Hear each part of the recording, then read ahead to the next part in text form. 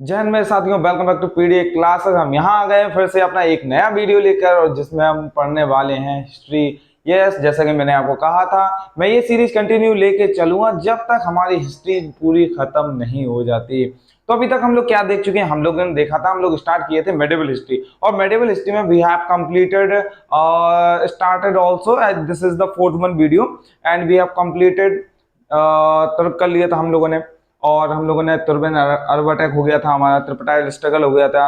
और हम लोगों ने now we are going to start the Delhi सल्तनत। दिल्ली सल्तनत we have completed the slave dynasty, means to say गुलाम वंश। तो स्लैब डायनेस्टी में हम लोगों ने देख लिए थे दो पार्ट। अब उसमें जो है लास्ट पढ़ने वाले जो लास्ट किंग थे हमारे बलबन, जैसा कि हम लोगों ने कहा था इल्तुतमिश पढ़ चुके थे हम। तो वहां पे हम इतना थोड़ा सा देख चुके हैं। तो ये जो राजा थे, किंग थे, एक दूसरे की बात ऐसे चल रहे थे। अब नाउ जो हम लोग आगे बढ़ने वाले हैं, देखने वाले हैं, बलबन के बाद जो हमारे स्लैब डायनेस्टी है, स्लैब डायनेस्टी एंड होगी, फिर स्टार्ट होगी इसके बाद हमारी कौन सी है, खिलजी डायनेस्टी। तो इसको बाद में देखेंगे। बट अगर मैं आपको बता दूं, अगर आप हमारे वीडियो चैनल्स पर नए हैं तो जाएं, यहाँ पर पूरे आपको जो है कोर्स फ्री ऑफ पढ़ा जा रहे हैं। यहाँ पे इंग्लिश भी बेस्ट ऑफ बेस्ट फैकल्टी आपको यहाँ पर लगी हुई है। धर्मेंद्र सर आपको पढ़ा रहे हैं। मैं यहाँ पे आपको बायो भी पढ़ा रहा हूँ, ये हिस्ट्री भी आपकी चल रही है कंटिन्यूसली। और ये हिस्ट्री ये मत समझिए डिटेल है, मैं आपको शॉर्ट लाया हूँ। और शॉर्ट इतना अच्छा है कि आप इसको पढ़ करके कोई भी एग्जाम में, आप वनडे एग्जाम कोई भी क्रैक कर सकते हो। एब्सोल्युटली डेफिनेटली आप एकदम विश्वास कर सकते हो। आप, मैं कहता हूं पहले आप पढ़ लीजिए, रिवाइज अच्छा रट्टा मार लीजिए। रट्टा मारने के बाद फिर आप पीवाईक्यू लगा लीजिए, बनेगा डैम श्योर यार, मैं कहता हूं ना, बनेगा जरूर। बट ये मत समझिएगा कि ये क्या यार, ये तो ऐसा तो नहीं है कि सर मतलब ऐसे ही बना रहे हैं कुछ भी। मैं ये नहीं कहता हूँ, बस अगर आप पढ़ के देखिए, अगर आप पढ़ने के बाद अगर आपको बेनिफिट होता तो अच्छी बात है यार। बहुत लोग पढ़ा रहे हैं यार यूट्यूब पे, आप देख सकते हो, कोई प्रॉब्लम नहीं है। तो मैं यहाँ अपने बैच जो मैंने बनाया हुआ है हिस्ट्री का निकाल के, क्योंकि हिस्ट्री मैंने बताया है बहुत ब्रॉड है यार। नहीं तो आप फिर 12th 11th का पढ़िए हिस्ट्री, तो उसमें पढ़ना पता किसको टाइम है। एनसीईआरटी जो है हमारी, कितना पढ़ेगा तुम? तो इतना हमको नहीं पढ़ पाना है, तो मैं आपको शॉर्ट निकाल के लाया हूँ। तो बिना देरी को स्टार्ट करते हैं अपना video. Let's get start with beautiful morning. Okay, देखो हम लोग पढ़ने वाले हैं, हमारा जो लास्ट छूटा था, जो हमारे थे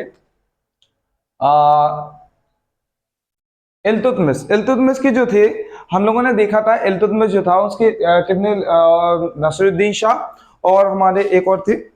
ठीक है, तो नसरुद्दीन शाह जो थे वो 1200 जो कितने में बैठे थे हमारे, ये जो इनकी डेट है अगर मैं आपको बात करूं,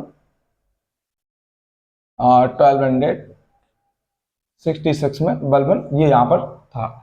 अब नसरुद्दीन शाह जो थे हमारे इल्तुतमिश के थे, जैसा कि आपको पता था रजिया सुल्तान बैठी थी इससे पहले, तो रजिया सुल्तान को इन्होंने डेथ करवा दिया था, मारवा दिया था। ये बलबन का ही पूरा कॉन्स्पिरेसी था। बलबन ने इनको क्या किया, नसरुद्दीन शाह को 1266 तक जो नसरुद्दीन शाह था वो बैठा था, फिर उसके बाद बलबन उसको भी हटा देता क्योंकि वो इनकेपेबल था। तो बलबन पता है ना कौन है? बलबन ये 40 में से है जो इल्तुतमिश ने बनाया था। इल्तुतमिश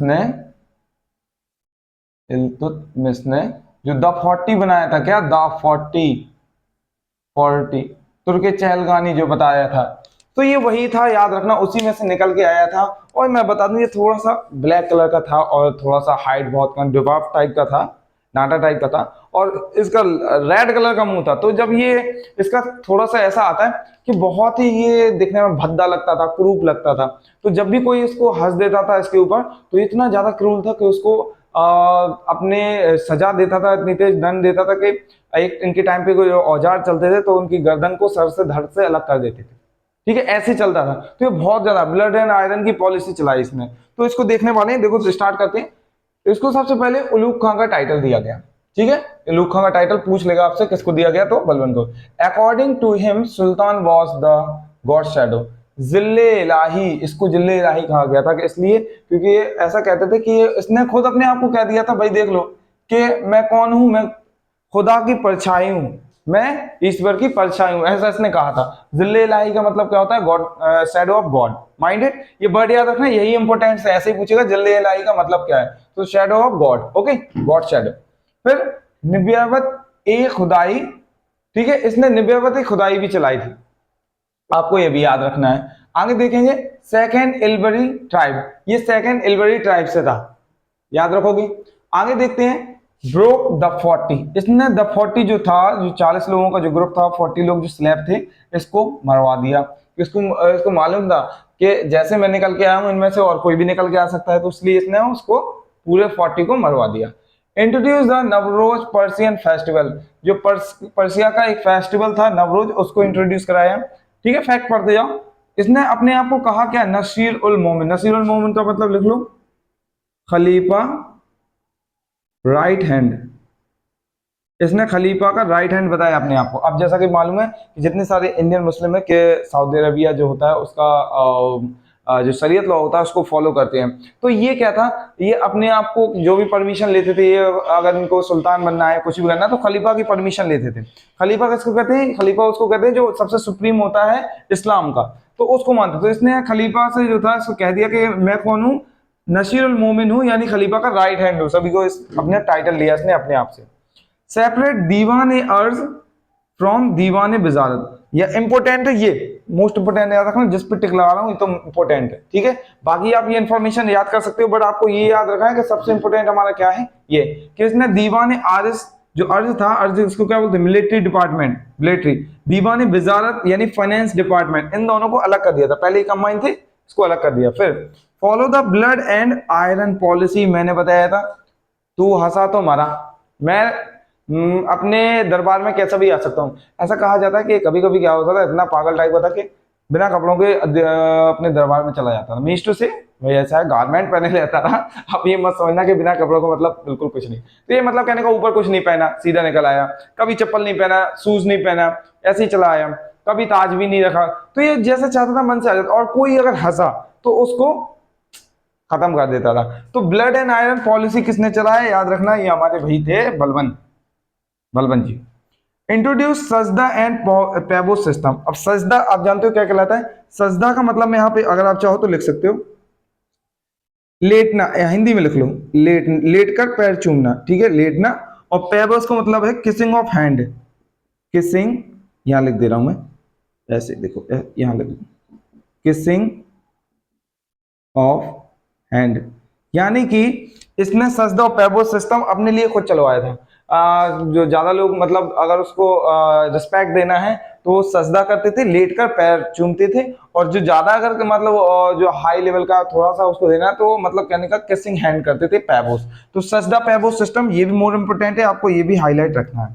फॉर्म बरीद, बरीद और बरीद स्पाई। बरीद क्या कहलाता था, याद रखना, ये स्पाई सिस्टम था। स्पाई मतलब जासूस। ये इसके पास इसने एक डिपार्टमेंट बनाया था। स्पाई पूरा एक ख्याल रखते थे कौन मेरे कॉन्स्पिरेसी कर रहा है, कौन मेरे खिलाफ षड्यंत्र रच रहा है, कोई ऐसा तो नहीं। तो ये पूरा मतलब स्पाई सिस्टम बनाए हुए था।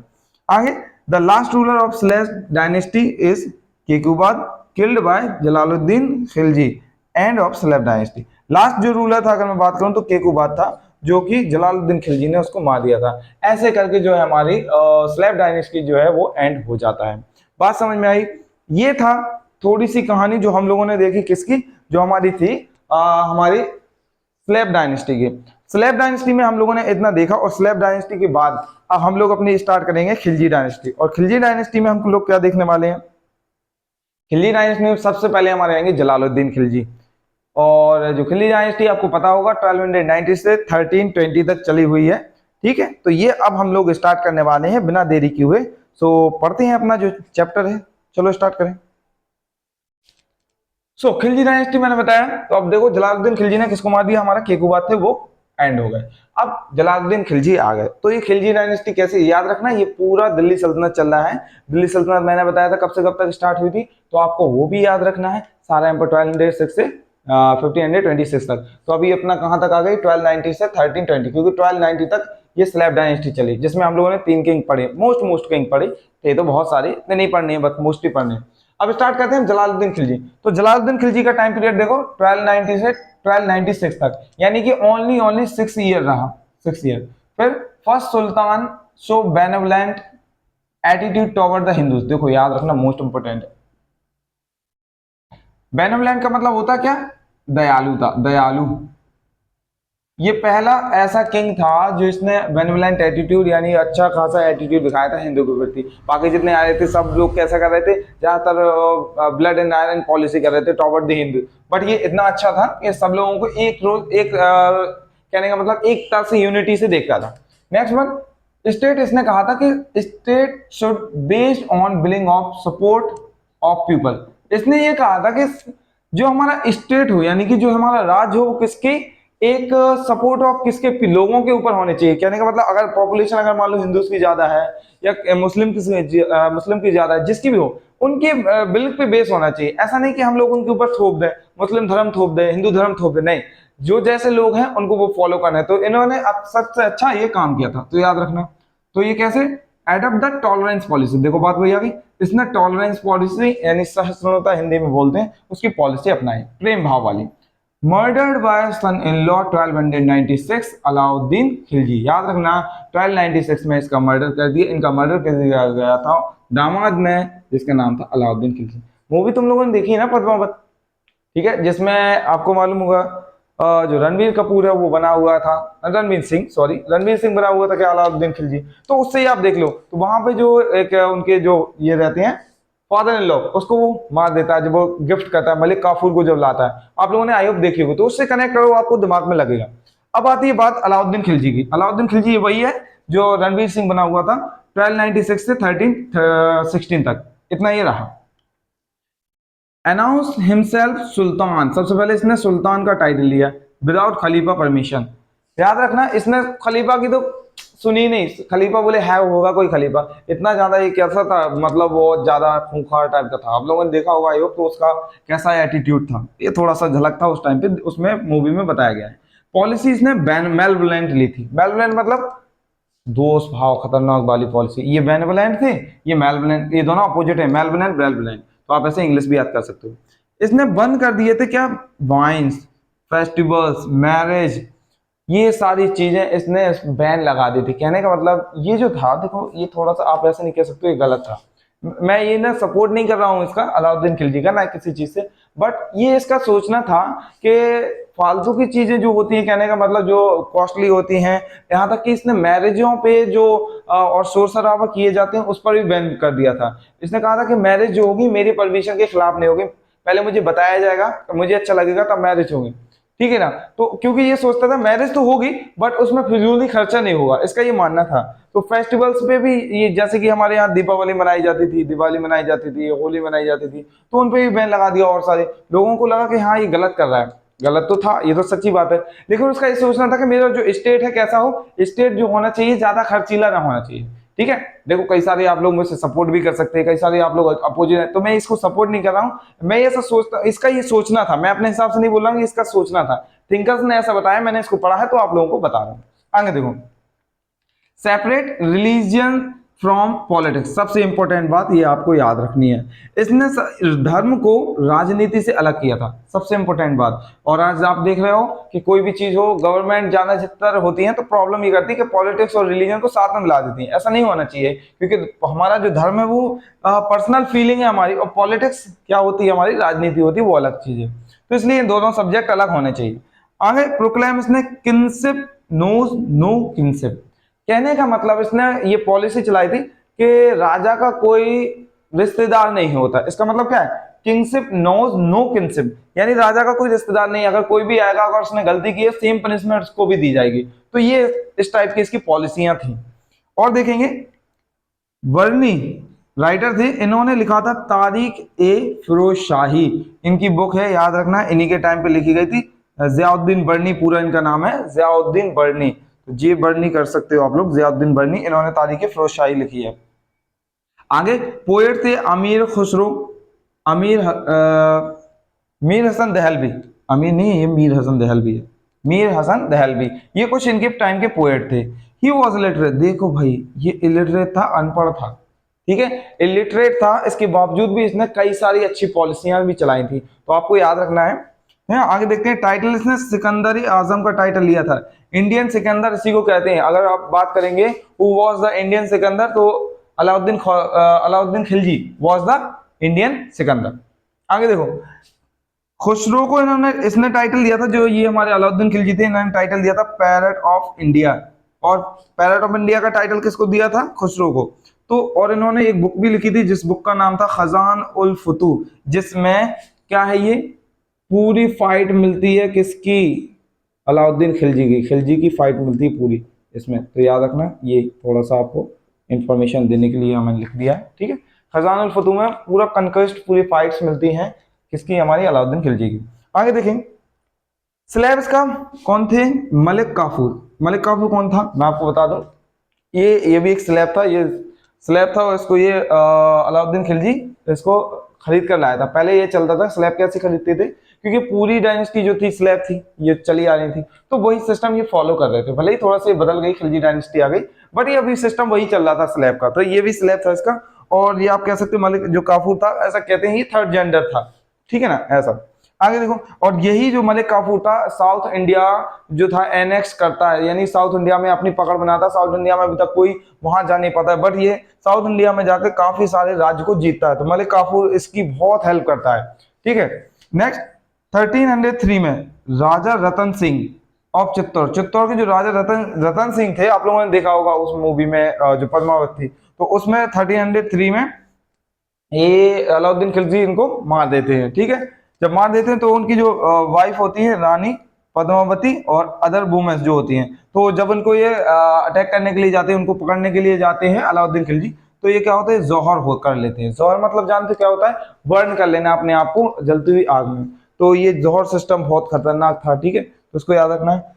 तो पद्मावत एक बुक है पद्मावत, जिसने जायसी ने लिखी है, इसमें ये पूरी कहानी मिलती है जौहर की, ठीक है। आपको याद रखना, जौहर मैंने बताया क्या होता है, जौहर मीन्स टू से इमोलेशन। इमोलेशन तो सेक्रीफाइस दे देना, आग में जल जाना, सारी जितनी सारी वुमेन्स थे। तो इतना जो मैंने कहानी बताई आपको, आई होप समझ में आई होगी। अभी अलाउद्दीन खत्म नहीं हुआ है, ठीक है, आगे देखते हैं।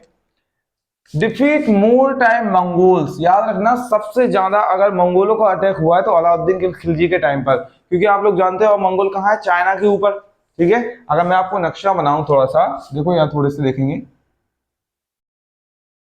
ये हमारा इंडिया हो गया, ठीक है, ये इंडिया।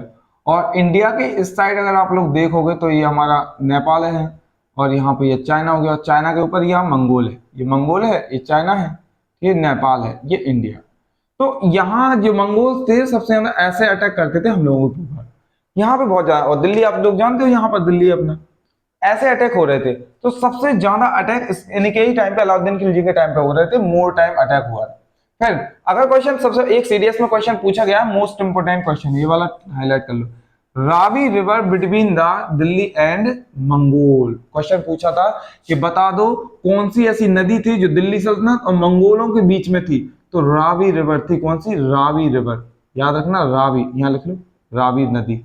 रावी नदी थी। मोस्ट इंपोर्टेंट, देखो जितने जितने मैंने टिक लगाए हैं वो तो आपको याद करने ही करने हैं, मोस्ट इंपोर्टेंट हैं इसलिए, ठीक है ना। और ये पद्मावत बुक भी जायसी किसने लिखी है? जायसी ने, तो याद रख लेना। तो ये वाली जो रिवर है ये भी याद करना। अब थोड़ा आर्किटेक्ट पढ़ लेते हैं। देखो इसको क्यों पढ़ रहे हैं हम, पता, इंपोर्टेंट है भाई इसलिए पढ़ रहे हैं। इसको क्यों, इनको क्यों नहीं पढ़ा अलाउद्दीन खिलजी को? क्योंकि सबसे ज्यादा इलिटरेट होने के बाद भी इसने बहुत सारे अच्छे काम भी किए हैं। अरे वो तो था, मालूम है हम सबको, खतरनाक था तो, बट इसने अच्छे काम भी किए। आर्किटेक्ट में सबसे पहले देखो, बिल्ड अलाई दरवाजा और अलाई मीनार। अलाई दरवाजा क्या है? ये अलाई दरवाजा का कुतुब मीनार का एंट्री गेट है, entry gate of Qutub Minar, Qutub Minar, ठीक है, याद रख लेना ऐसे, बस बता दिया, ठीक है। कंस्ट्रक्ट किया, श्री फोर्ट बनवाया था during the Mongol attack. Mongol attack के दौरान इन्होंने एक फोर्ट था, श्री फोर्ट बनवाया था। हौजे अलाई, हौजे खास भी इन्होंने बनवाया था, याद रखना। तो ये कुछ इनके कंस्ट्रक्शन थे जिन्हें अलाउद्दीन खिलजी ने बनवाए थे। मिलिट्री रिफॉर्म में देखेंगे, मिलिट्री रिफॉर्म में क्या थे, मिलिट्री में क्या सुधार किए थे।